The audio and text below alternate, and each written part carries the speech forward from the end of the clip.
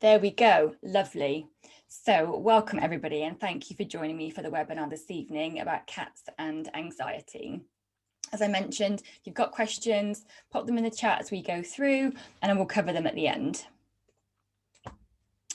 So just a brief overview to start with about what you'll learn in the webinar. This was pretty much advertised as it was advertised on Facebook and Instagram.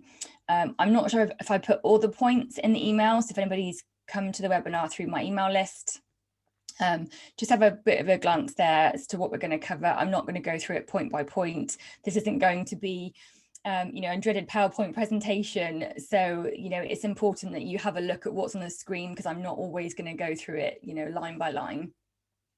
But I really wanted to share with you all, how cats can suffer with anxiety and how we can support them with that. So I really firmly believe that, cats are emotional beings, and part of what I want to do is to share with people how they can help them and support them.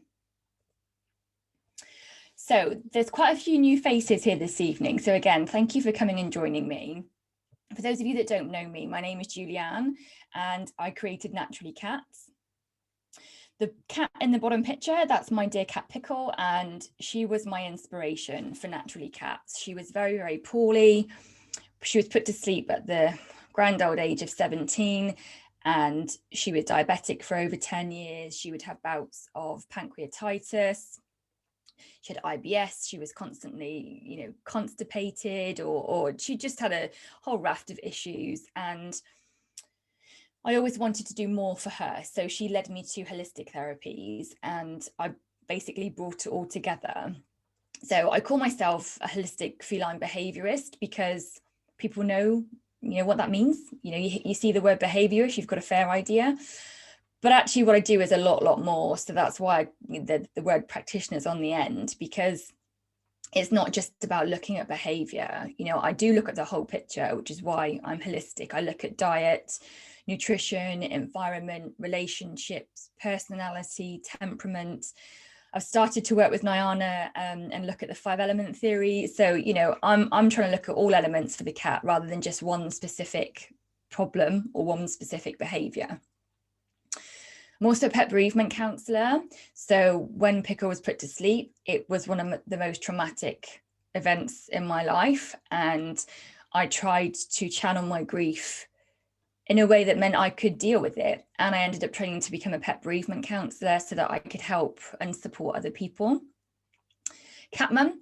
So in the picture in the top right is my dear boy Leo, who we've had, crikey, must be about 18 months now. And we found out within 3 months of having him that he was asthmatic. So my husband said to me, can't we ever have a normal one? And to me, they're all normal. But, he was at the rescue for 3.5 months waiting for us. So we're on a whole other new journey now with him. I consider myself an educator of feline guardians, because I'm trying to help people, which goes on to the next point, really trying to help people, change the world. To change people's perception of cats. People think that they're just, kind of chilled out or not really bothered. And that's really, really not the case. They're such sentient beings. They're so amazing. And I really want people to see them as a species and as each individual animal, because cats are just like humans. Yes, they're cats, but every single one is different. So for those of you that follow me on social media, you'll see that I use the hashtag giving cats a voice, because that's my mission. That's what I'm here to do. I've quit my corporate job. I'm doing all of this full time because I want to wake people up. I want to help them see how awesome cats are. So coming on to what is anxiety. So I'll be honest with you, as a human, I've dealt with anxiety. I've suffered with anxiety, and I'm sure I'm not going to, but I'm sure if I asked you, there is an element in all of you where you could resonate with anxiety as a feeling. And it's not just humans that they don't have the monopoly on anxiety. Animals have it too. And I talk about cats because cats are my world. But, anxiety is very different. It's not very different to stress. Anxiety and stress are really linked. And as you know, as a human, when we're chronically stressed and we're dealing with a lot of issues or problems or stresses, whatever term you want to use, it can take its toll on the body, mentally, physically, emotionally. And it's no different for cats. So, when you think about a cat, how do they, God, they're all chilled out, they sleep loads. How do they experience stress or anxiety? Well, in the list I've put there is, like, I hate the word normal, but there's a normal amount of stress in some events that cats experience. So, for example, going to the vets, not a great scenario, but it's a necessary evil. I fully am on board with allopathic medicine. Just because I use the word natural doesn't mean that I don't see my vet. I love my vet. We work combined to help Leo. But when a cat goes to the vets, they're not very common, hopefully, not very common experiences. So the cat has a bit of stress around the whole situation, and they come home and again, in theory, they settle back into the home, they calm down, then they have their dinner and life goes on as normal.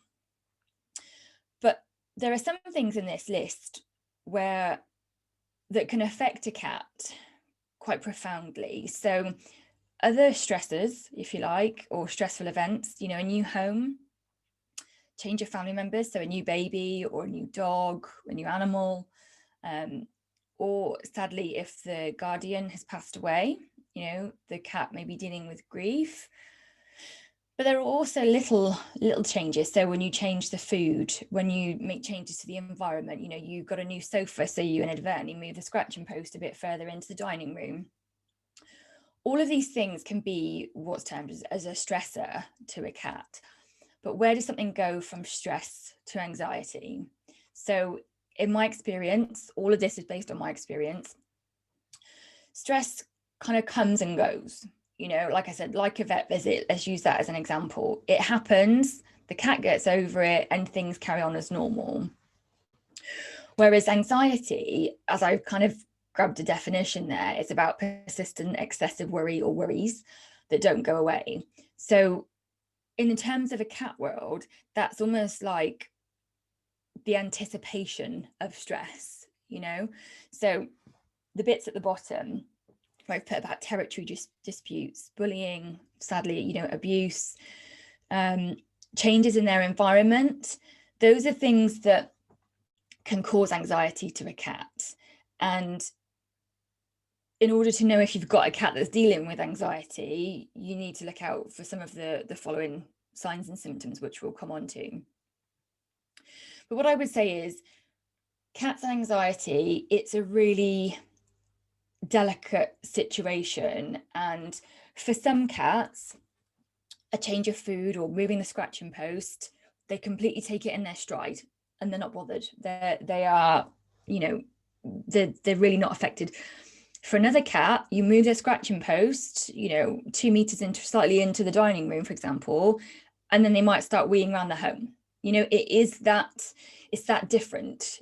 Like with humans, one person can cope with something, another one may not. So, anxiety in cats isn't just linked to a certain breed. It's not linked to a certain event. It's not that linear. So why do you need to be a detective, or how do you become a detective? In my experience, people that I've been working with, they see the cat as their pet, and that's fine. I have no judgment about that. But part of my job is to help the human, help the guardian come out of their human mindset. And I'm not suggesting that if you're trying to decipher if your cat's got anxiety, you walk around on all four, on your hands and knees and act like a cat for a day, because that would just be weird. But, I've put here, see it from the cat's perspective. Think about, what have you changed?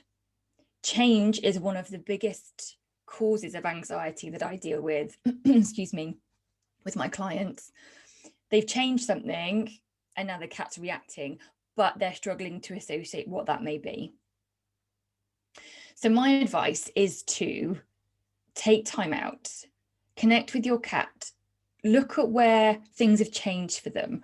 Look at when, why they've started to act a bit differently. I know it seems really like simple, but I put there, make a checklist. So even if you don't know what the trigger was, as soon as you think there might be a problem, start to make notes. I don't care if it's a nice flashy new journal or if it's a scrubby old notebook or even on your phone. Start to write things down, because if you get to a point where you need help, whether that's from someone like me or whether that's the vet, you need to be able to give them evidence. You need to be able to give them information. The more information somebody has when it comes to dealing with a situation with the cat, the more they can help kind of dwindle things down and figure out what's going on. So yes, have a think about what the trigger may be. Sometimes it's really obvious, we moved home, my cat's not been the same since, but sometimes, like I said, it can be those subtle events that I mentioned before. So I posted these two graphics on social media. They're not mine at all. In fact, you can see on both the pictures who they're from, and I have to say they're brilliant. So what I would say is they do overlap slightly, for example, like the urination. I will go through a few of them, but my biggest takeaway for you guys is the fact that if there's any change in your cat's behavior, that should be a light bulb to you. That should be a warning sign, a red flag, or whatever you want to call it. Why is there a change in their behavior? Why are they reacting? Because with a cat, a change in behavior is a reaction to something 9 times out of 10. So I had a question from somebody on Instagram who mentioned about over-grooming, and over-grooming is one of, again, really sadly, another common behavior problem or problem behavior that people come to me for. So in most cases, it's a reaction to a stressful situation. There are the odd occasions where it's due to a medical issue. So I had a client once who had a cat and we were working with her for over-grooming on her tummy. And actually what transpired after working with the cat and working also with the vet, that she had cancer of one of her nipples. So, it's not always that traumatic, but, there was an underlying problem. So with over-grooming, I don't know if you know this or not, but it's basically a cat's way to self-soothe. So the reason that a cat will lick themselves is there's many reasons. One, obviously, to clean their fur, but they also do it to ingest the scent that's on their coat. So if you've ever noticed, when you stroke your cat, either a minute or two later or a couple of minutes later, they'll sit and they'll lick where you've just stroked them. We've all got oils on our hands, and that's what the cat's doing, it's ingesting your scent. When a cat basically gets to the point of over-grooming, that is a big red flag. They are screaming that they're not happy. They are basically licking themselves raw because they need to lick to have that soothing mechanism. So when a cat is cleaning and like they're in the zone, and sometimes if you touch them, they like look at you sharply. Again, whether they're looking to clean their fur or to ingest your scent, it's a really soothing like behavior. It's a really, like, if we go for like a walk in nature, right, you get into the zone and you're in the rhythm and you just kind of get a little bit lost. And it's exactly the same with a cat. So if you've got a cat that's over grooming, you need to get help. Now, I'm not trying to tout the business. I don't care whether you come to someone like me or you go to see your vet or you see some other form of cat help person, but get help. So what you'll need to look at is you'll need to understand if there was a trigger. You need to understand if it's a constant or consistent stressor, and you need to understand the cat's behavior patterns, which again, I come back to writing in the book. Do you see your cat going and having a really big session, licking its tummy every time your husband comes home? He puts his key in the door, or the car comes down the drive, or the neighbor lets their cat out at 7 a.m. in the morning. What is it that is making that cat so worried that it needs to clean itself to calm itself? If you can figure out what the stressor is, or the activator, the trigger, whatever you want to call it, try your best to remove it. That's not always appropriate. I completely understand that. You can't stop necessarily the neighbor's cat walking through your garden, but you could potentially, limit the cat's access to the window. So the first port of call really is to try to find out what is the stressor, what is causing your cat to do that behavior, and try to stop it. Now, when a cat's fur is growing back, it can be itchy. So one of the brilliant remedies that I found that has supported cats with this is chickweed macerated oil. So I don't advocate you add anything to a cat's food. We had a bit of a different webinar about that with cats and self-selection. But if you've got a cat and their fur is starting to grow back, chickweed macerated oil can help the itching of the skin, because what you find is sometimes you need to break the behavior loop.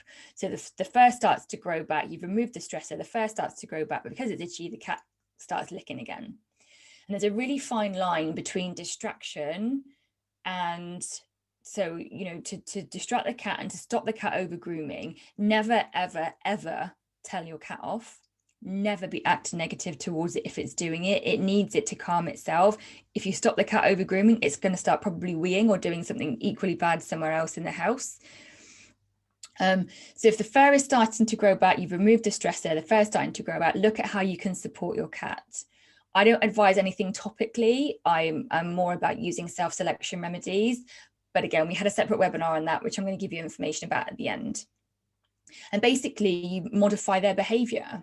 You know, you support them whilst they're dealing with removing this, you know, massive chunk of anxiety that they're processing. So with the others, inappropriate scratching and tearing of fabric. Yes, that can be a symptom of anxiety. What I would also say is cats do scratch.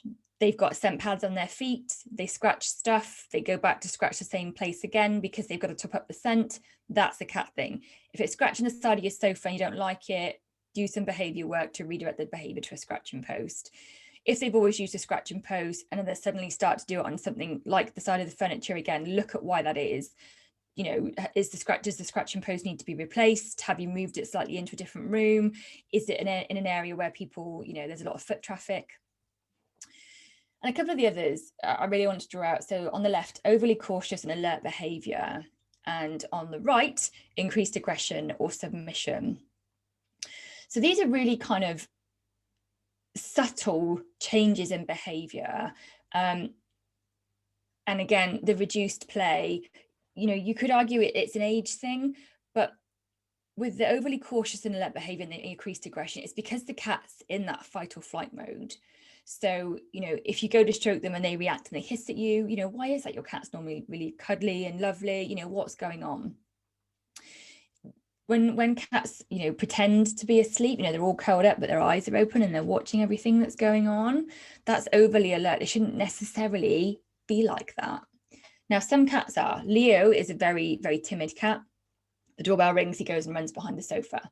You know, I'm not saying that any of these are right or wrong. I'm saying it's right or wrong for your cat. It's all about knowing your cat. The more you know your cat, the more you can be aware of a change in their behavior, the more you need to get that light bulb then going off and look at what's happening. With the changes in eating or drinking, again, and possibly the aggression, I would say, you know, just get them checked by a vet. If you're ever in doubt about is there something going on with my cat, yes, we can all look on YouTube and Google, you know, yes, you can message people and ask a couple of questions. But to be honest, one of the first questions I always ask my clients is, have they been checked by a vet? Because pain can make a cat react in some of these ways with some of the things that we're seeing here. Inappropriate urination, or, you know, pooing around the house. You know, you start to stroke your cat and suddenly they turn around and they go for you and they bite you. It could be because they're in pain or they're in discomfort.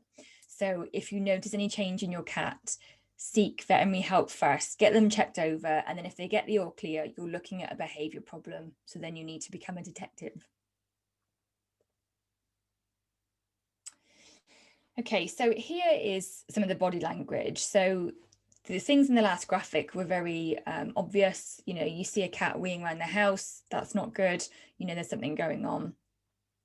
But with body language, this was something I wanted to include because clients say to me, you know, they share with me video footage and ask me how I know things when I give them feedback. And as I've mentioned previously, I'm a cat empath, so I can connect with cats and feel what they feel. You might think it's woo-woo. That's just the way I am. That's why I do what I do, because I can feel the cat's emotions. I can sense what's going on. Yes, I look at their behaviour, and that also either confirms or gives me more information or clues. But for me, their body language is really, really key. And what I wanted to be able to give to you, the people that are watching the webinar, either live with me now or on replay, I wanted to give you something kind of concrete you could look for. It's all very well me saying, well, I could just feel that they're anxious. That doesn't really help you, does it? So I've tried to put a list here of, again, signs that there could potentially be an anxious looking cat. You know, halfway down, tail flicking. I was talking to Leo today, in fact, no, yesterday. He was looking at something in the room. I couldn't see what it was. Turned out it was a crane fly, and his tail was twitching. Now, that's not necessarily a sign that he's anxious. That's a sign that he's investigating, you know, what's going on. But again, it comes down to what's normal for your cat. Are they usually like really chilled out and you know, stretch a lot and show their tummy a lot? And have they now suddenly started to, you know, sit as what we call a loaf? They've got all four legs tucked under, their tails close to their body, you know, their head is retreated a little bit and they're kind of looking weary from the side. Look at their facial expressions, you know, what shape are their eyes? The picture of the cat on the scratching post, one that looks like it's hissing, you know, look how flat those ears are. You know, that is a big indication that cat is not happy. And yes, you know, hissing and growling are obvious. Anxiety is can be a lot more subtle. And actually, the subtle signs are those that kind of build up over time. So, you know, slowly reduced play activity, you know, a smaller body shape around their home, sitting at the side of the house almost, you know, sitting at the side of the room and watching what's going on. They're all signs of potential anxiety. When you get to the point of, you know, you go towards the cat and it's growling and it's hissing, or the cat's over grooming, that's when it's extreme. You know, that's not when it's just kind of started. That's when things are actually quite bad. So, you know, look at the eyes. Are they staring? Are they kind of, you know, again, the cat in the top right, are they focused on something? Or are they avoiding eye contact? Are they trying to be really, really small? Are they started to hide away? Have they started to retreat into themselves a little bit? So, you know, these examples here, again, it's all like a bit of a spectrum, you know. Yes, these are signs of anxiety in cats, but equally your cat may do some of these things anyway. So it's all about knowing your cat and starting to look for signs that there is potentially a problem. So let's look at how you reduce anxiety. So I've talked before about understanding what the trigger, activator, stressor, use whichever word you like. What's the problem? What's the reason? So, like I said, my first question is get a vet check. Then my questions are, well, what resources have you got in place? Excuse me. So, you know, have you got the litter tray in the corner of the kitchen where everybody goes all the time? You know, have you got a multi-cat household and you've only got, you know, you've got 3 cats and 1 litter tray? Do you have a multi-cat household and you've got enough, what you think are enough litter trays, 1 tray per cat plus a spare, but they're covered? You know, are they in a corner? Does one cat try to go for the litter tray and then another cat sat in the room eyeballing them, watching them walk across the room? That's a form of like intimidation in cat world. You know, have a look at litter trays, think about their placement. You want it to be somewhere that is out of the way. So I don't buy into the whole it needs to be in a public space. I don't agree with that. And that's not been my experience of working with cats either. What I would say is I have no preference over hooded or open. But my only comment is when it comes to multi-cat households, think about the fact that when cats go to the litter tray, they are vulnerable. They are predator animals. They have paused, you know, and they are looking around for potential threats. So if they're in a covered litter box and they can't see what's going on outside, they can hear stuff, it might make them anxious. So think about litter trays. Look at the other things that are scent markers. So cat trees, scratching posts, cat beds, all of these are what I would consider key scent markers in territory. Now, a cat's territory can be as small as one room or as big as half the neighborhood. It really, there is really a spectrum, and it depends on the personality of the cat as to how big their territory is. It depends whether they're allowed indoors or outdoors. So for example, an indoor cat who's only allowed indoors, their territory isn't the house.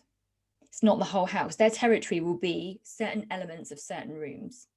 So for example, Leo is actually an indoor outdoor cat. His indoor territory is primarily our bed, my side of the bedroom, our front room, and a corner of the dining room, and probably the hallway. So he very rarely comes in the kitchen. He doesn't go in the spare room. He doesn't go into the room where my husband has got his computer. Doesn't really go into the dining room apart from the corner where we've got his food station. So yes, he has access to the whole house, but his territory isn't the whole house. So think about the territory that you've got for your cat. Think about the scent markers that you've got. Whether you've got 1 cat or 15 cats, each cat needs established territory, their own established territory. So you need to have scent markers for each cat. Now, some cats like to be up high. They like to look at what's going on. They're tree dwellers, you know. Other cats like hidey holes. So they like to be, regardless whether it's up high or on the floor, they like to retreat. Leo is a hidey hole cat. He likes to go behind the sofa. He goes behind the spare bed. Pickle always liked to be a bit higher up, you know, to see what was going on. I swear it's because she'd look at people like, you know, this is her kingdom, but that's beside the point. Look at where you've got their food station. Have you got their food station in somewhere that there's a lot of foot traffic? It might be a great place for you when you've got it in the kitchen, in the corner of the kitchen, but actually, do people congregate in the kitchen? You know, again, food for a cat is their primary resource. So that primary resource driver is that I need to eat to survive. Therefore, I will defend or retreat if there's a threat. So if your cat goes to eat, it might be really, really food orientated, and nothing is going to stop that cat getting that food. I've got a client whose cat is like that. But your cat may also be a cat that actually is a little bit wary and looking left and right when they eat, and any little noise can make them stop and run away. And that's going to cause anxiety in the cat because they need to eat, they need to have energy. So think about where you've got the cat's food station, because that may need to be moved, or you may need to make improvements to it. The bits at the bottom: quiet time, bullying behaviour, playtime and bonding. I talked about the remove the stresses and the look for the triggers. You know, those kind of go without saying. The other bits on the side, you know, cats, yes, they love to play, and that is super important for them in terms of, you know, mental function, physical function. But the reason we have cats as pets is because they are such loving animals. They are social animals. They like contact with humans. They are evolving to like contact with humans. I watched a BBC programme the other day, which was in my newsletter, and you know, it said in there about how cats now talk to humans, and they, you know, can manipulate us with their vocals, because it's, to us, it reacts the same part of the brain for babies crying. Now, I don't have children, but as soon as I hear Leo meep, my heart melts. So think about carving out some time to be with your cat. A lot of my clients, again, they come to me with problems, and one of the things that helps is, or some of the feedback that I've had is when they said to me, Julianne, I'm just more present with them now. I see them more. I understand, you know, it was functional before. We'd feed it, we'd sort the litter tray, whereas now, you know, the bond is back, and, you know, he or she's more cuddly, or we're enjoying spending time playing with them. Think about if you've lost that, because you know what, life is really hectic. We are all so super busy all the time, and I'm guilty of this too. Finding 10, 20, 30 minutes just to either play or to have cuddles or to try grooming, which is a really great bonding technique. Think about, are you making time for your cat to give them the love that they crave? And then look for bullying behaviour. So I mentioned about the cat litter trays, and you know, it's with bullying, it's not just multi-cat households, it could be external cats. So, you know, have a look and see if you've got neighborhood cats that are threatening or walking through your garden and causing problems. Again, if you are, not ideal, do what you can to reduce that. But obviously sometimes these things happen and there's not much, you know, it's out of our control. But look for bullying behavior in the household. It's not necessarily the cat going up and bopping the other one and having a fight. It can be blocking the litter tray. It can be sitting by their food. It can be watching them when they eat. So just have a think about that. And like I said, start to see things from the cat's perspective. If you're in doubt and you need help, get help. If you're not sure what to do, you don't know why your cat has got aggression, you don't know why your cat has got anxiety, you're experiencing some of the things that I've mentioned, you've tried to do some of the things that I've mentioned and it hasn't helped, get help. Sometimes we get so close to the situation that we can't see for looking. Trust me, I've been there. You sometimes need a fresh pair of eyes. You need somebody, again, if it's not me, I don't care, but get someone who can help you. I generally have an agreement with my clients where I say to them at the beginning, I represent the cat. So you might not like what I say, but I speak from the perspective of the cat. And, if you've tried your best, I'm sure you've done everything you can, and you're still worried about your cat is still over grooming, reach out to someone, contact me, another behaviourist, but please just get help, because the longer these behaviours and this anxiety builds, the worse it's going to be and the harder it's going to be to stop those problem behaviours going on. Okay, so let's look at other treatments. So I mentioned a few of these on social media in the last week, and I try not to go off too much at a tangent. Again, I've done another webinar on cat food, a species appropriate diet. So I'm not going to sit here and, berate the brands and talk about how bad dry food is or treats.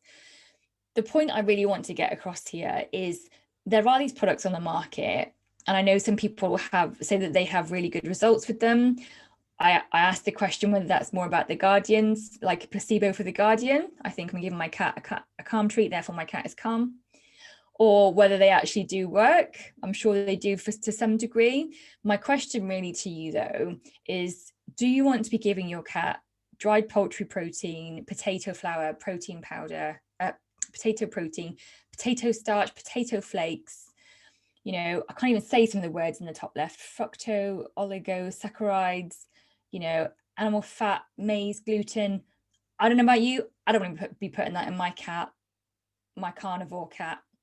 If you look at the elements that are supposedly here to treat anxiety or to help calm a cat, you're looking at marigold extract, top left, hemp seed, hemp leaf, dried chamomile, and dried lemon balm, also known as Melissa. So my question to you is, one, if you're happy to give, are you happy to give your cat these extra forms of carbohydrates? And then two, would you prefer to give your cat a natural version of a potentially calming medicine or treatment? So I'll leave you with those two questions. Just have a think about, yes, it might be easy to pop a treat down or to give them a treat because they like the flavor. One, is it good for the cat? And two, would you prefer a more natural approach? Okay, other options. Again, talked about these, so I'm gonna go over them again in case you didn't see it on social media. So starting with the top, the left, the calming collar. I don't advocate these. I'm not 100% convinced that the chemicals in them work. When I've looked at online reviews, I've had no clients say they've had good results with these. When I've looked at reviews online, it's probably more 70-30, as in 70% not working, 30% said that they do work. My concern is the chemicals on the plastic on the cat. That's all I'm going to say. I don't like the fact that there's potentially a cause for irritation, and also the cat doesn't have a choice. So as you've seen on every slide, I've put hashtag giving cats a voice. I also firmly believe in giving cats a choice, and I'm not trying to rhyme, but my whole premise of treatment with cats is using remedies, dried herbs, hydrosols, essential oils, dried powders, giving the cat a choice in what they need to self-select to help soothe themselves. So calming collars I don't agree with, because the cat can't get away from it. It's like someone giving you a Valium every day. What happens one day if you wake up, you don't need it? You still want to feel a bit spaced out. Picture at the bottom, food additives. I don't know that brand. That's just a picture. I'll be honest, I grabbed from the internet. One of the things that concerns me about calm aids, as in like not that brand. In fact, I realize that's the name, but about additives, if you like, that you can add to food and stuff. as you can see from the picture, there's a picture of a cat and a dog, and they're different, animals. A cat isn't a small dog. So I don't like things that are branded for cat and dog. I would always advocate, if you're going to use any product, that it is cat specific, because hopefully there's slightly more research into it. Also, as I've said, I don't believe in adding things to food. So there are tablets there. Again, it's like giving the cat the Valium if it doesn't need it. How do you know?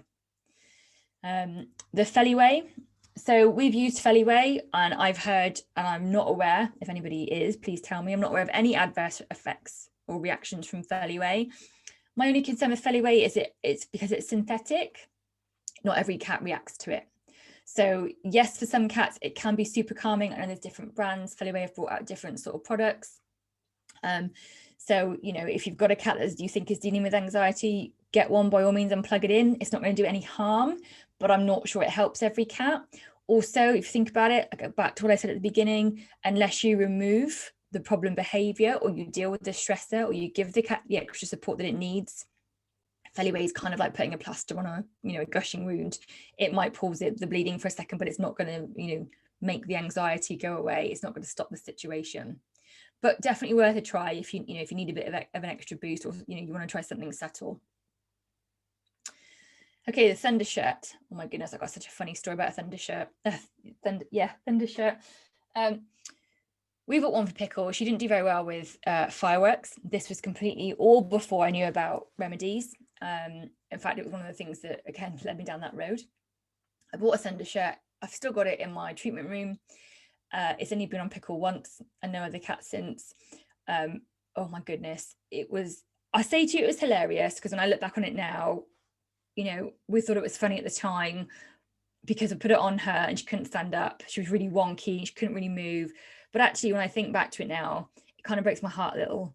I wasn't really sure what I was doing with it. Yes, it is drug-free, but it's all to do with acupressure points. So I believe, and she really couldn't function with it. So if you want to give a Thunder shirt a go, what I would say is, bear in mind, you might need to do behavior modification with it. You might need to start off with, having the cat sniff it, treats, well done, maybe even clicker training, building it up to, having it wrapped around your cat, and kind of building up their tolerance with it, seeing if they're able to actually kind of walk with it and use it, and if they cope well with it. Again, you don't want to be causing more anxiety, so build it up slowly if it's an option that you want to use. And then finally, medication. So as I said to you before, I am completely all for allopathic medicine. I don't say that I'm better or natural is the only way. I would never, ever advocate that. The work that I do is complementary. We've got an asthmatic cat. He has steroids. He has an inhaler. Like I said, I speak to my vet regularly. And with anxiety, it gets to a point where if you've tried natural remedies, you've tried, all or any of these and others, and you still don't know what to do, you've got behavior help, sometimes medication is needed. Now, I say that in like extreme cases. If a cat is going to go on something, I don't know, like gabapentin or something, something hardcore, I would always ask the guardian if you've explored other options first. I personally would look at medication as a last resort. Other people would look at it as a first option. It really depends on the person, their circumstances, and their cat. But as I've mentioned before, chronic stress, constant anxiety, it all leads to a chemical imbalance in the body. That constant fight or fight, the adrenals are just, absolutely working overtime. And sometimes medication is needed to help to restore balance. So don't rule it out. And like I said, if you're ever in doubt, speak to your vet, see if it's an option that you want to investigate, or if you're working with a behaviourist, get a team involved, I would say, because it might be an option that your cat absolutely needs. Okay, so on to what I would consider natural treatment options. So I've been talking this week about the herbs that are available, the herbs that I would recommend to support anxiety. So you can see on the right hand side, it's marigold, chamomile, and valerian. Hops is also one I would recommend. To be honest, I got probably a handful of 6 or 8 herbs that I would say are good for anxiety, but those are 3 I really wanted to draw out. So the reason I've put them here, for those of you that don't know, Naturally Cats is a shop on my website where I sell dried herbs, and it's for something called a herb garden. So basically what you do is you get a towel or a blanket and you put some of the herb down in each corner, and you let the cat see what it will do. You let the cat self-select. So every animal has the ability to self-select the botanicals that they need to help themselves. So parrots in the wild, monkeys, I'm not going to go into it all, it's in the self-selection webinar. But basically, if you give the cat a choice, they will select what they need to help themselves. And my examples of that, in the top left, you see a gorgeous picture of this cat, Sammy, who actually was dealing with, he was vomiting, and you can see him there. He was sent the digestive support herb garden, and one of the remedies is chickweed. And chickweed's really good for soothing the digestive tract. As I mentioned before, it also soothes itchy skin, the macerated oil, if ingested. And that is a picture of Sammy. And I have to say, the fact that he's a black cat, as I've got one with Leo, when they close their eyes, it just looks like Batman. You can't actually see anything. But with that, I thought it was a brilliant picture, because you can see how he's put his throat chakra over the chickweed. He's literally laying there with it so that he can just inhale the aromatics, the aroma, the healing molecules to help support himself. I just find it amazing. The bottom right picture, which is a cat called Millie, she was dealing with anxiety. She's got another cat that's been brought into the household. She wasn't coping particularly well. She licked a few bits, she sat with it, she rolled on it. Every cat is different. Teasel on the left-hand side, the white and tabby looking cat, she was shot with an air rifle. So we've been helping her with remedies for pain. And she was always very subtle. She would just sit with them. And you can see there, she's looking at it. And what would happen is she would usually take a deep breath and she'd just sit next to the remedy. Juvie on the top right, she is a roller. She loves to rub and roll on her herb garden. Her guardian's awesome at providing different remedies, different things that are going on in the house. There are different dried herbs down. So when it comes to anxiety, what I want you to know is that, yes, there are mainstream, well-known brands of things that you can try, but there's also a natural approach. And I would really implore you to share this with people. Follow us on social media, friends, family, colleagues, talk about the fact that there is this awesome world of self-selection, and the fact that if you put a few pinches of a dried herb down, you could really, really help your cat. So other options, so one element here is about essential oils. So there's the cat in the picture in the middle, and then the gorgeous ginger sunshine cat on the right-hand side. Different ways to use essential oils. I'm not going to talk too much about essential oils. Again, that was covered in the self-selection webinar, and I don't really like to advise people about using essential oils unless I'm working with them one-to-one, because I feel there's a duty of care to use essential oils correctly with cats. There's been a bit of bad press over recent years about how you should never use essential oils with cats. Absolutely not the case. You just need to know how to use them properly. So you need to know what you're doing. You need to be able to read the cat, and you need to be safe.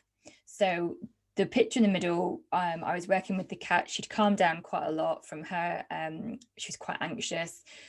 That picture where the bottle is close to her nose, I'd actually started further away. And the more that she'd selected and relaxed into the session, the closer I went.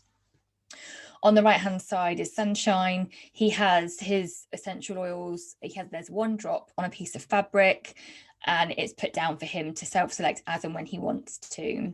And I have the little picture of him looking towards the sun after he'd had a good sniff. And again, it's all about self-selection. So it's not adding it to food. It's not applying it topically. It's about giving the cat a choice to be able to select what they need. So essential oils are great to help with anxiety. They're really great in terms of chronic anxiety.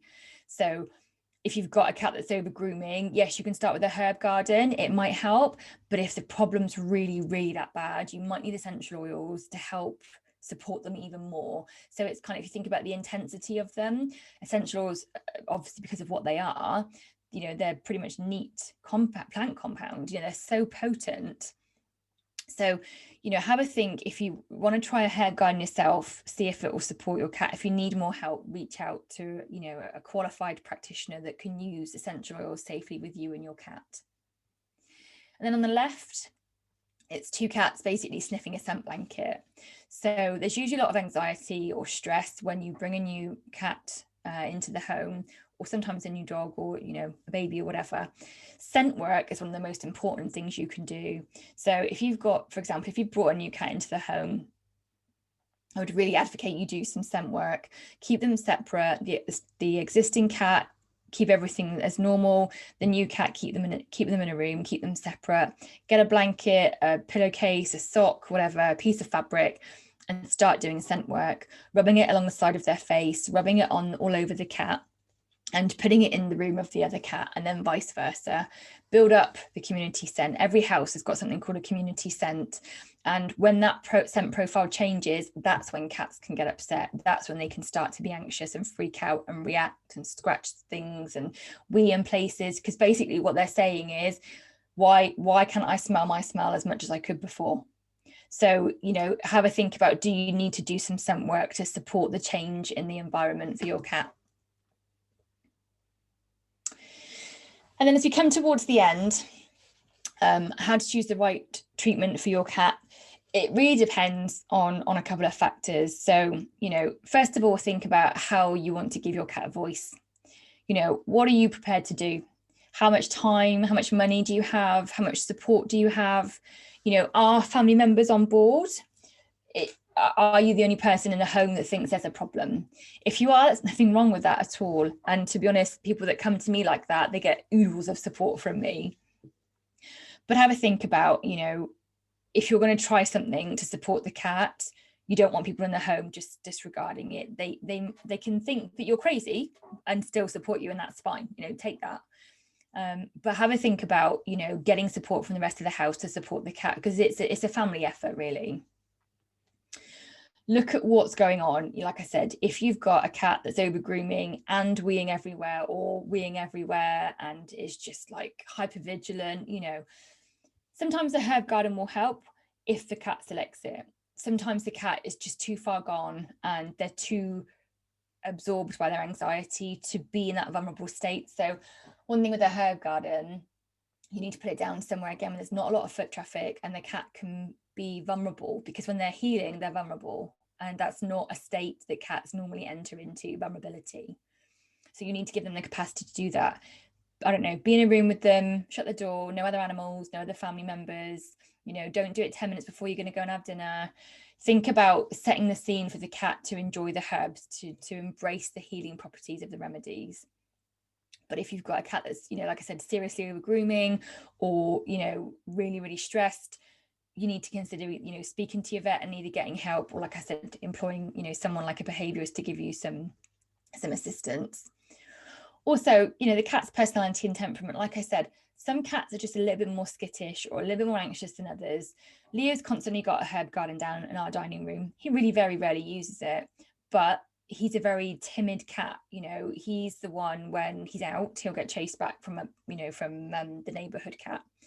When when the doorbell goes, he runs behind the door. So, I can tell that he's a timid cat. Equally, I can tell when he is a bit more on edge and he's a bit more alert, so have a look at your cat and see what you think feels right. Look at what stage you're in, how severe things are.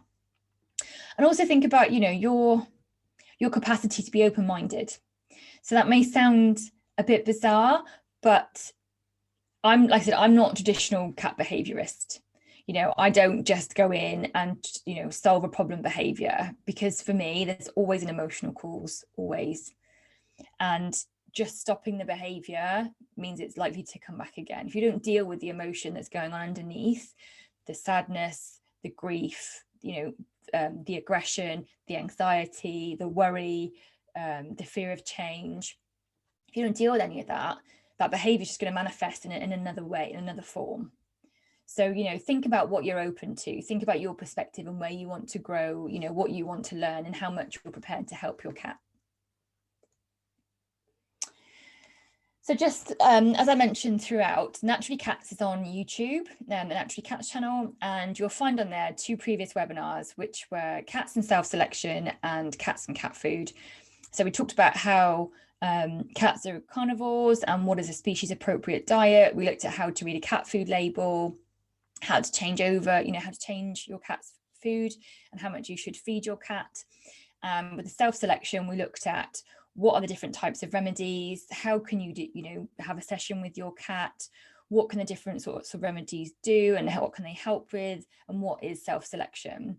So I appreciate I put the links there which you can't get access to. But if you go and look for Naturally Cats channel on YouTube, you'll find the webinar. So check them out, drop a comment, let me know. I'd be interested if you've got any feedback or questions. And then finally, that's how you can get in touch with me. So it's the website, email, Facebook page, which I'm sure a lot of you, and Instagram, either follow me or have liked the page. I don't know if you're aware, there's also a Naturally Cats discussion group.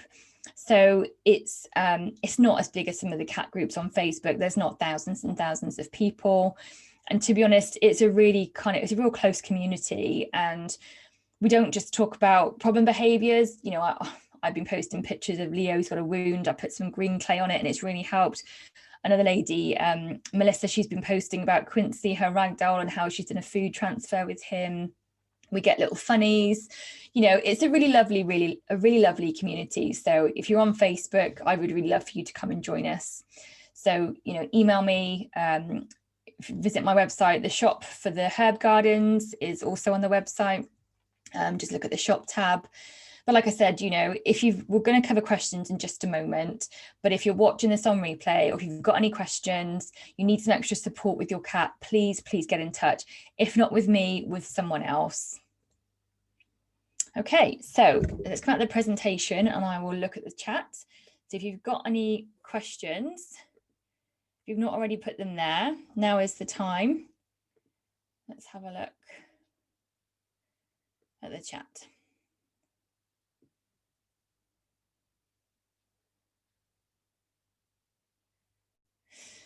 Okay, so write your questions as we work through. Where are we?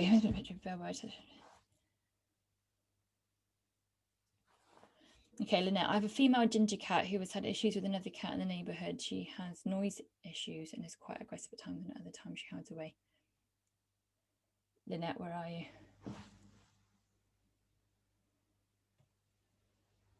Oh. So Lynette, do you mean that your cat is noisy or an aggressive, or that when you said it is quite aggressive in times and other times she hides away, do you mean your cat, Lynette, or do you mean the neighbourhood cat? Give me a bit more and I can answer your question. Katen. So the reason I suggest using a blanket is because, yes, they will rub and roll on it. It's to save you hoovering, basically. So, and also it means you can move it if you need to. So if you just put the herbs on the floor, yes, they may get messy and you've got to hoover it up. But if you've got it down on a towel or a blanket, or like I said, a pillowcase or something like that, if you need to move it, you can do. And yes, they can rub and roll into it, but it's really more about being able to move it and the practicality side of it. But you can. I've got one client who puts the herbs on her bed. So it's wherever you think is the right place to have it. But having on a blanket means you can move it around. Yes, I mean my cat. You're welcome. Okay, so what are the noise issues? As in she doesn't like noise, is that what you mean? So quite aggressive at times and at times hides away. Yeah, it depends whether they're in that fight or flight state. So if she's had other things throughout the day, that have kind of like, if you think about, use this example. If you think about a jar, and if something stressful happens, you put a nugget into the jar. So if she's had a day where she's had 1 or 2 extra, nuggets go in and she's a little bit kind of heightened, she's going to potentially tip over and reach that aggressive threshold. If she's had quite, a chill day, or she's been, sleeping a lot, quite vulnerable, that might be why she then goes to hide away. with noise, it can be difficult because you can't control it. What I would say is it's about thinking, so if she likes to hide away, make sure she's got easy access to bits to hide away. Make sure she hasn't got to run across the room to get to a hidey hole. Think about what you can provide for her to be able to retreat, because that seems to be what she likes to do. Katie, I'm a cat groomer, so I work with a lot of different types of cats with different temperaments. Do you have any extra advice for helping reduce the anxiety being groomed by a stranger? Finding the first visit can be more difficult for the cats, and they adapt and get used to it over time, which is good. I want it to be as helpful for the cat as possible, and have had some great results post-grooming with their behaviours. They're more comfortable with not smells and tangles, etc. Great question, Katie. So love the fact that you are a mobile cat groomer. I think that's an awesome job. So keep doing what you're doing. What I would say is have a think about using hydrosols. So get yourself some frankincense water and some rose water. I would really check the quality. The two places that I get most of my remedies from, and I'm not affiliated with them, it's just because I know they're animal friendly remedies, is the Wild Health Shop, which is Caroline Ingram.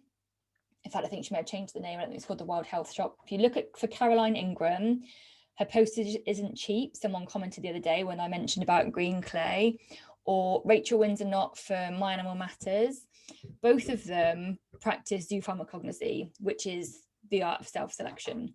So both of them have a shop that they sell essential oils, dried powders, and hydrosols or floral waters, depends on what you call it.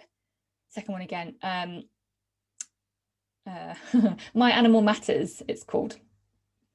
So with frankincense water and rose water, I would advocate you lightly mist yourself, more so around your knees to your feet, even catnip water, to be honest, although be cautious with catnip water. I did that once when I visited a client, and then the cat proceeded to draw and rub my shoes for 10 minutes, which, was cute, but it didn't really start the session off really well.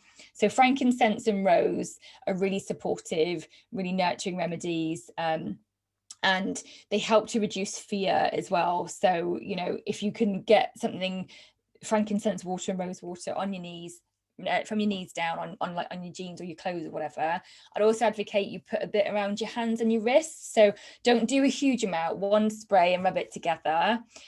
Because what happens I'm assuming when you go and meet a new cat is you put your hand out and you let them sniff you, fab, so that they can smell you. So when you do that, it will be your scent mixed with either the frankincense or rose, which again will just be like, oh, okay. Do you know what I mean? So it will be a bit of a surprise because they're expecting a human smell, but actually it'll be reassuring. So you're much more likely to get off on a better foot.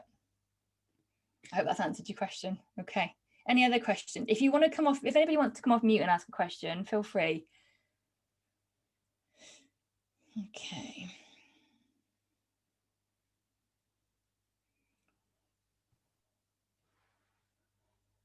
Go for it, Doris. So what remedy? Hang on, I can't hear you. Oh, can you hear me? Can you hear me? No?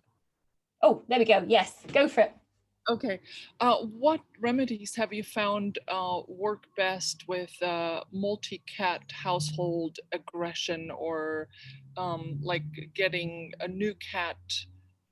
You mentioned the scent marking. I did all that with my neighbors' cats, but there's also a great age difference. One cat is 5 years old and the other one is 17 years old. And the 17-year-old is the more dominant one, but there's still, I did the herb garden and it helped a little bit, but is there something, like you mentioned earlier, the help garden can help with the anxiety in the beginning, but sometimes the anxiety is gone too far? Yeah, so with an age difference in multi-cat households, that's a real tricky one. So not only is multi-cat households an issue anyway, when you've got an age difference, that's really difficult, because the older the cat is, I don't really use the word dominant in regards to cats, but when they're a lot more kind of, vocal or prominent, it can be difficult. And elderly cats are a lot less tolerant as well. So they can be really established with their territory, which can cause issues and things as well. What I would say, herb garden, definitely a great place to start. I would make sure you've got one per cat as well. So, you know, you might need to think about different remedies for each cat. So with the older cat, I would actually advocate nurturing remedies. So things like angelica root, rose, calendula, really supportive, emotionally supportive. Whereas with the other cat, you know, you want to think about more the anxiety aggression type. So things like hops, valerian, catnip, maybe some lavender. Because what you're trying to look at is try and separate them. So as much as you're trying to bring them together, look at them as two separate cats. What do they need? You know, the older cat is likely to need reassurance because he's probably like, well, holy shit, what's going on? You know, whereas the younger cat's kind of like, great, it's wonderful, what's going on? You know, or if the younger cat is, oh my God, I don't understand it all. It depends on the temperament of the cat. So yes, the herb garden is a great place. Think about which remedies you're putting down for them. And what I would say is any form of introductions, all about scent work. It's all about scent work. The more you can do, the more chance you've got of success. Now, when I say scent work, I mean, for example, say a sock, you know, or pillowcase, whatever, 2 or 3 times a day, you know, on the cat, in the other room, on the cat, in the other room. You know, you have to be consistent, you have to be regular, and you have to be committed to doing it. So I firmly don't believe in put the cat together and just that, you know, they'll let them get on with it. It doesn't work that way. You actually have more behavior problems. So the more scent work you can do, the more chance you've got of success. And what my biggest piece of advice would be, take it slow. You know, make sure that you're not trying to rush anything. Look at how the cats are reacting. If you start to bring them together and one of them is retreating or being overly aggressive, you need to separate them again. You need to, you know, take things back a step. Again, hydrosols are a really great way. They're kind of like, they're not as strong as essential oils. You don't need to be as cautious because they're kind of like a watered down version, if you like. Equally, if you get the wrong hydrosol with a cat, you can disengage them. So, you know, you need to know what you're doing when it comes to like the zoo pharma side of it and which remedies you are gonna work with. Again, frankincense and rose, angelica, you know, nurturing type remedies. Spraying them on yourself when you're working between the two cats would be a great way to try and kind of support them both. I hope that's answered your question. Okay, Angelica. Bilbo. Thank you. You're welcome. Bilbo, I love that name. Bilbo is a rescue cat. Okay. Right, just before I read Angelique's, Katie, anywhere, do I recommend anywhere to study the zoo pharma side of things? Cat specific? No, not at the moment. I haven't found anyone that does it. I'm on my way to start to work through a course for that. It's just cats. Rachel Windsor Knott does both. She does she's got a course, but I don't know if she covers cats. She's multi-species. So whether you know, if you're happy to do with someone that covers them all, go for her. Caroline Ingram, that's who I trained with eons ago.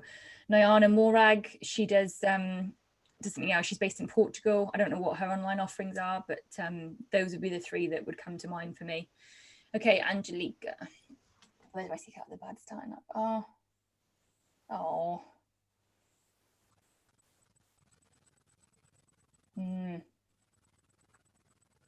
Wow. Oh, God.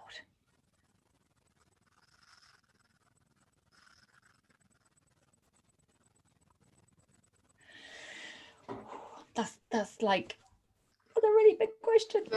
Yeah. Sorry, I'm just kind of a bit worried. I don't know. Can you hear me? Mm-hmm. Yeah. So he's a really, really nice cat, but he's been having, when he came to us, somebody found him in Aberdeen in a car park under a car for 4 days, crying, and had a number of injuries to his face and his paws, and there was lots of fur missing. Nobody knows what's happened to him, and nobody claimed him, and he's been to the vet, and the vet said he would have been locked up for a long time. He had lost a lot of weight, and there was a lot of injury showing that he tried to escape for a long time from somewhere and must have escaped from somewhere, but he had a lot of fur pulled out from his body, on the sides and on the side of his neck, and so he was quite a traumatized cat. And then he was locked in. Somebody else took him in and had left him in their flat which was empty and was a rubble, and there was just one sofa and nothing else, torn up floorboards. He was left in there for another 4 weeks before we actually found him and decided to take him, because the lady was going to let him go out into the street again because nobody had claimed him. So he was really unsettled when he came to us first, but he's put on a lot of weight, the first growing back. He's really quite relaxed and happy, but he still has moments where you can see he's unsettled and agitated, and little things do unsettle him. And our neighborhood is great environment. He loves to go for walks. He comes to the beach. He plays at the beach. He's absolutely gorgeous cat. But he's starting to settle in now. There is a bully cat in the neighborhood who terrorizes all the cats in the village, it seems. There is also a stray who is prowling about and is quite vicious. And he has been standing his ground. He had a nasty bite from one of them just recently, and we had to keep him in for a while. But now, we've got our neighbors directly beside us moving out, and a new family is moving in with 2 dogs and 2 cats directly beside the cottage beside us, joining our house. And then the cottage next to them, the people are getting 2 cats this weekend. Okay, so there's a lot going on. So what I would say is consider your options, whether you are happy to let him to continue to go out or whether you would want to make him an indoor cat. So that's an option that you have. He will not be an indoor cat. I mean, he is desperate to get out, and he's really happy when he can get out. Yeah. So, cats will establish their territory. We have to respect that they have a social mechanism to do that, so as much as we can support them, we need to give them the capacity to deal with it themselves. So yes, don't get me wrong, it's not great he's coming home with bites and stuff. Again, if cats are fighters or whether they retreat, that's down to their biology, that's down to their personality, and we can't affect that. No. What I would say is, have a think about having, for example, like green clay powder, having remedies at home that if he does have a wound, you can treat it if you need to as an intermediary before you get him to the vets for a checkup. When it comes to him, the best way you can support him, excuse me, is to have remedies and support in the home, so that when he comes into the home, he doesn't have any fear, there's no threat in the house, there's no fear in the house. Make sure that he's got easy access to get in the house, which may seem like really simple, but make sure he hasn't got to like come in through a back window or something. He can, if he's bolting across the garden or whatever, he can come straight in. So a herb guide is a really great way to give him support. So having that down, I would say for you, is something that needs to become a staple in the home, because if he's constantly basically like this, up and down with his emotions and aggression and out, and then, he needs to have, when he comes home, the capacity to self-soothe himself. Because what you don't want is for him to get to a situation where when he comes home, he leads to either, which is more likely for him to start urinating in places around the house, because his territory needs to be fully established in your home. When you've got cats that are outdoor, and I'm getting slightly off topics, I'm going to round this up in about 5 minutes. I'm conscious we run over time. I could talk about cats for hours. That's the problem I have with these webinars. So when they're outside, you've got a housing estate, and their territory will all overlap, and they'll timeshare, and one cat won't go past the garden fence, they'll go on top of it, etc. So they will figure it out. They will all figure it out, but you're going to have some teething problems, because that's what happens. Because when you've got new cats on the block, we've got this with Leo at the moment. He's going out, he's new, that we're in quite a residential area, he's coming home once a week maybe, bolting through the door, massively puffy, and I'm going out there and chasing the other cat away. And my husband's like, if we didn't have Leo, you'd be like spraying valerian all over the garden. I'm like, yeah, I know, but I do have Leo, so I've got to protect his interest. So I would advocate, if you've got cats that come into your back door, you chase them away humanely. Okay, I don't agree with squirt guns, I don't agree with throwing things at them. I agree with loud noises. Loud noise is the best way to make them jump. So I clap and I'm going really loudly, because it's the noise, not allowing the neighbours' cats to become friendly in our house, basically. Yeah, so you need to deter them from coming to your home, and loud noise for cats is the best way to do that. Okay. And then when you think about his house, so in his home and his core territory, which is where your home, which is what your home will be, you need to make sure you've got scratching posts for him. And I'm not just talking one, I'm talking a couple in different rooms, cat beds in different rooms. So those key scent markers in the core areas of the house. He's not got any, you know, the litter tray isn't near the back door or wherever he goes in and out. It's somewhere that's away. And I would definitely recommend a herb garden. So you need to be thinking about getting hold of some remedies, whether it's from me or someone else, you know, whether you get it in bulk or whatever, but getting some remedies so that, excuse me, when he comes home, he's got capacity to just bring his emotional state right down. Because if he's always heightened, that's when you're going to have potential urination problems, because he'll start to spray around the house to mark his territory if he's not got that scent there. Okay. Well, I'll be in touch then to get some advice about the herbs. I'll email you. Sure. Yeah, lovely. That'd be great. For him. Want to be prepared. Yes, no problem at all. Okay, thank you. Well, thank you. You're welcome. Thank you very much, everybody. It has been it's been a pleasure. And like I said, I could sit and talk about cats for hours. If there's anything you'd like me to do, you know, another webinar on, please get in touch, you know, DM me on social media or drop me an email, you know, let me know what you'd like me to talk about. Let me know what you'd like to learn about. As I said, if you've got any other questions or, you know, you need help behaviour wise, then please feel free to get in touch. Thank you all for joining me this evening, and I hope that you've really enjoyed the webinar and that you've learned something from it. Yeah, definitely. Good, and I look forward to seeing you either on social media or at the next one. Enjoy the rest of your evening, everybody. Thanks again. And thank you so much. Bye-bye. Bye. Thank you, Jill.